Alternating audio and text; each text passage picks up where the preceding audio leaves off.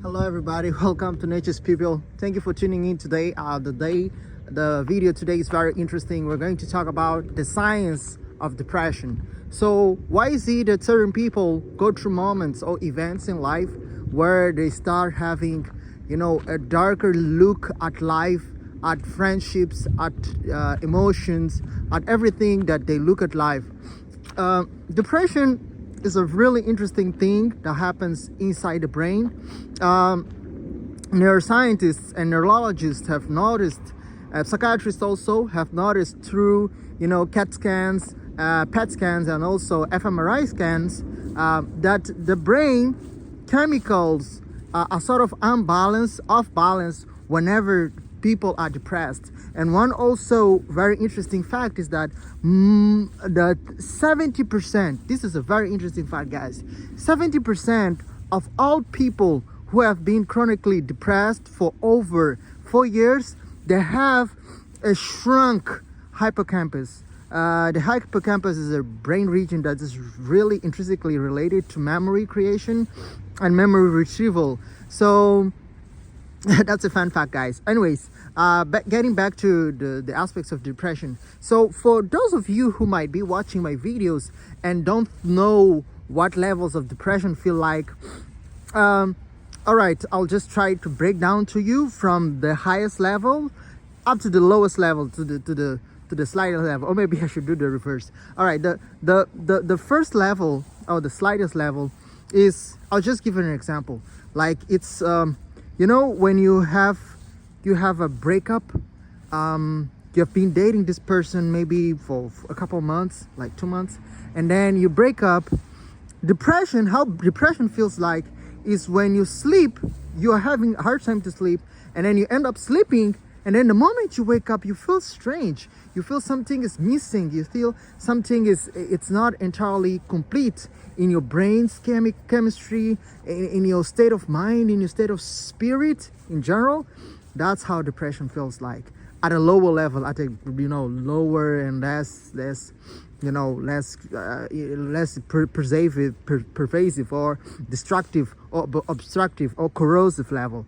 Now, a second level is like you worked so hard to achieve that exam, or to get that job done or that project done, and then at the end of the day you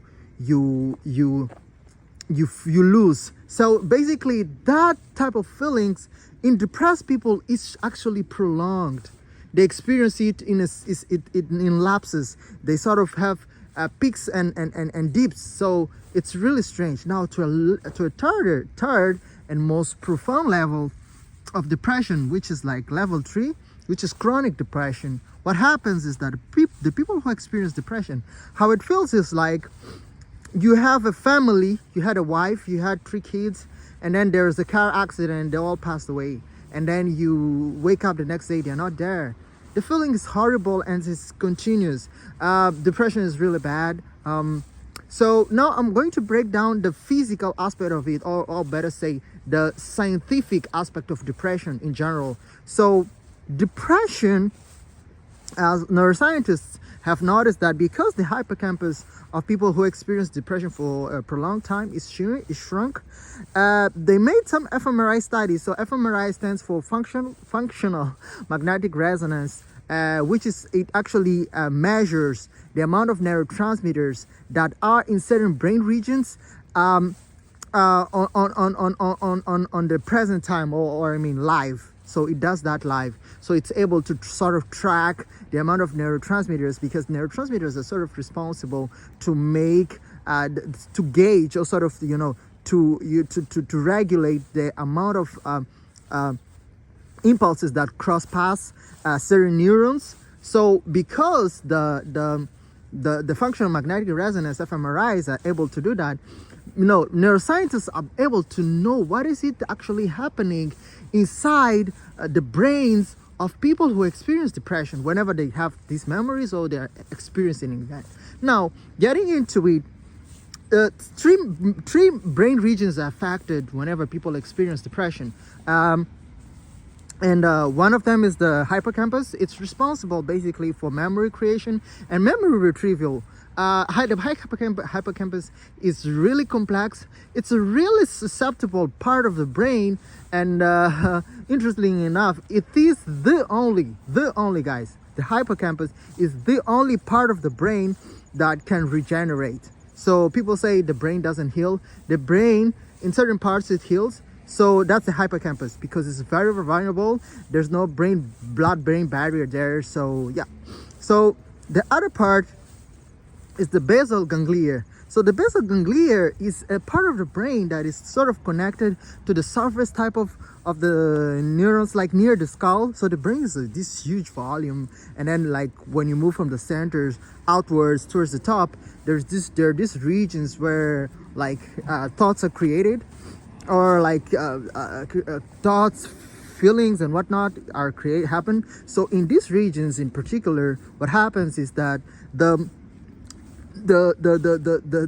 basal ganglia is responsible for this intrinsic neuroconnectivity and the reinforcement of their neuroconnectivity between neurons. Neuroscientists don't know what does basal ganglia has to do with depression, but one thing they notice in these fMRI scans I talk about is that whenever people are experiencing depressive moments or events or memories, what happens is that these regions tend to light up. They light up a lot, and they have intrinsically connected to the hippocampus that I mentioned. The third part that is responsible to depression is the amygdala. So amygdala it's your survival radar, or your survival heart, inside the brain. It detects fear, it detects danger, it detects false and genuine things in the environment. So it's constantly scanning out and sort of scouting and trying to find things that may pose danger to life itself. And because it scans them out, it sends messages to the hippocampus to enforce the memory. Say for example, when you're younger, you got beat by a dog. You'll be fearful of dogs whenever you see them, because these memories were created and really enforced that no, this is really dangerous and not so pro-life, so we have to be careful of them. So now I'm going to talk about, in case you experience depression, what can you do to sort of come out of it. Guys, I'm not an expert. I'm not